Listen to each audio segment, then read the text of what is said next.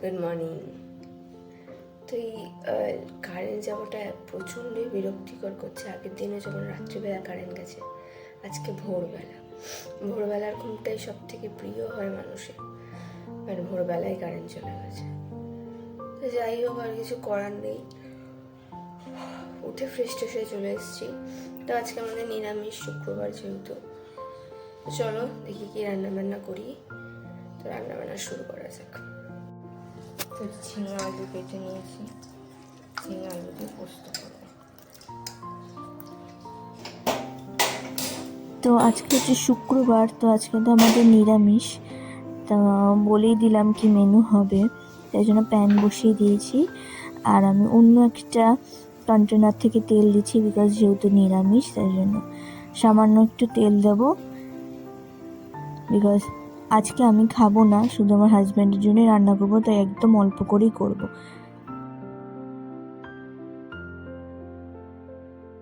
শুকনো লঙ্কা আর কালো জিরা ফোড়ন দিয়ে ঝিঙার আলুটা দিয়ে দেবো। ঝিঙার আলুটা ভাজা ভাজা হয়ে গেলে একটু হলুদ দিয়ে ভাজবো। অনেকে পোস্ত সাদা খায়, বাট আমাদের বাড়িতে পোস্ত ওরকম সাদা সাদা খেতে চায় না, একটু ভালো রং না হলে খাবে না। এই জন্য আমরা হলুদ আর সামান্য একটুখানি কাশ্মীরি লঙ্কার গুঁড়ো দিয়ে করি।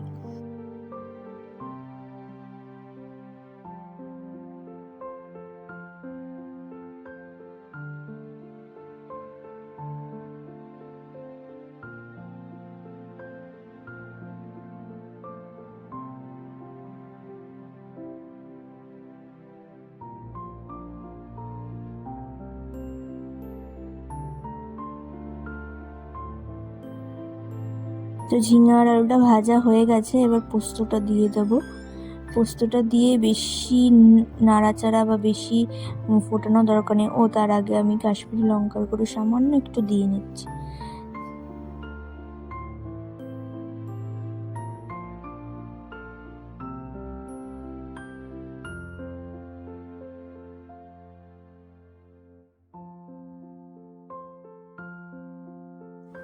পোস্তটা দিয়ে সামান্য একটু নাড়িয়ে ঢেকে দেবো।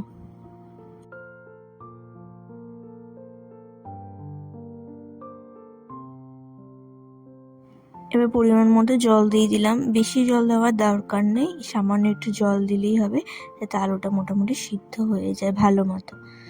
ব্যাস, ঢেকে দিয়ে এটার কাজ শেষ।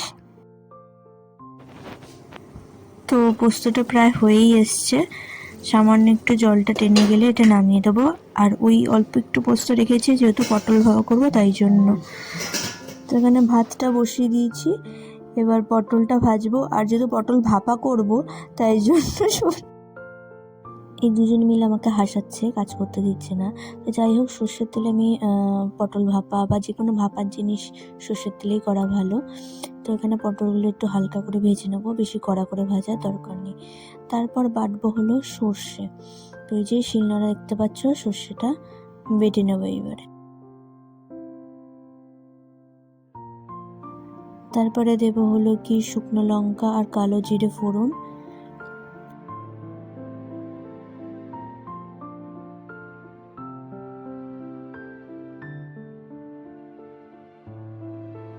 এবার সর্ষে আর পোস্তর মিক্সটা ঢেলে দেবো। সর্ষের মধ্যে একটু নুন দিয়ে আমি বেটেছি, নাহলে তিতো হয়ে যাওয়ার ভয় থাকে। নুনটা দিলে আর তিতো হয় না। তো ভালো মতো মিশিয়ে দিয়ে, এটার আর কোনো কাজ নেই, সামান্য একটু হলুদ দিয়ে একটু জল দিয়ে ঢেকে দেবো। তো একটু ফুটে গেলে তারপরে তোমাদের পটলটা দিয়ে দেবো।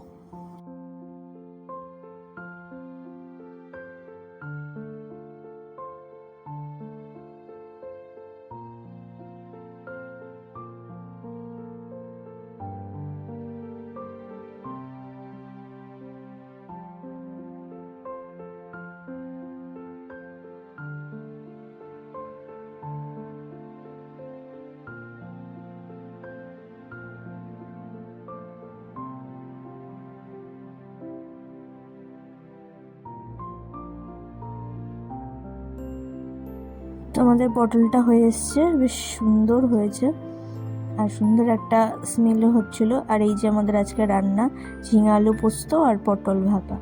দুটো বাটি তো লাঞ্চ প্যাক করার জন্য, আর দুটো রাতের জন্য, যেহেতু বললাম আমি খাবো না, শুধু ওর জন্য। আর এইদিকে আমি একটু উচ্চ কুমড়ো ভেজে নিয়েছিলাম।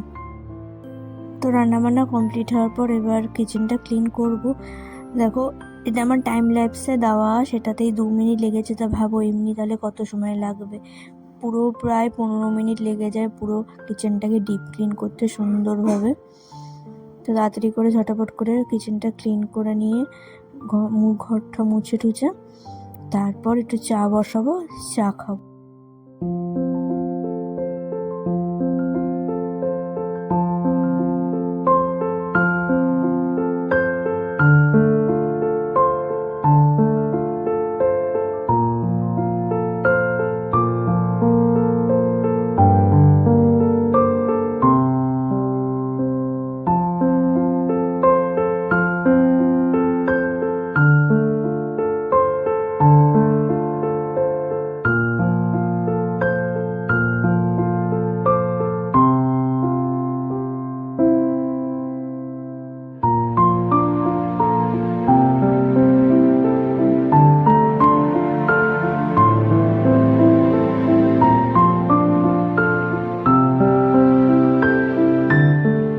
তো প্রায় কিচেনটা ক্লিন হয়ে এসেছে, আমার প্রায় 15 মিনিট সময় লেগে গেছে। এবার বসেছি নিয়ে চাটা খেয়ে দিয়ে যাব স্নান করতে।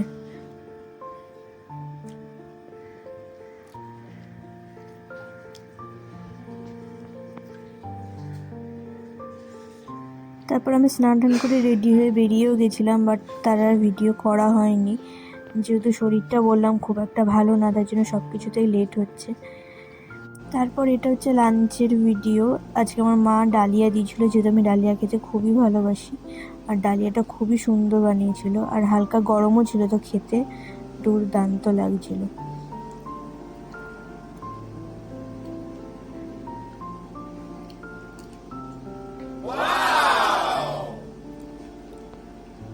পারছে না গরমে, ওইখানে বসে দুষ্টুমি করছে, আর এখন হাঁপাচ্ছে বসে বসে।